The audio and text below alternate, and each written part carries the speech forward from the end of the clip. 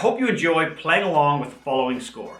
Be sure to hit that subscribe button and the little notification bell so that you don't miss out on all of the other drum scores I'm about to release for you.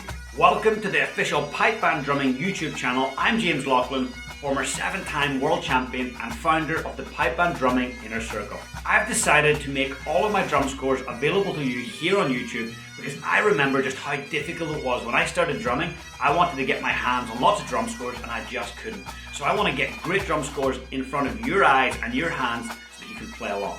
Today's video is recorded by Sebastian in South Africa. He's one of my top Pipe Band Drumming Inner Circle students and an open drumming solo champion. If you'd like to get your hands on my entire drum score collection, I've made it available to you in PDF and audio format using the link in the description below for just $9.99. And if you want to slow down this video so you can play along, there's a little toggle where you can slow it down quite a bit. And it's the best way to master things is to slow things down. So feel free to slow the video down, and repetition is what builds experience. It's what builds confidence. It's what builds execution as a drummer. So feel free to come back to this video and repeat it over and over. Have fun.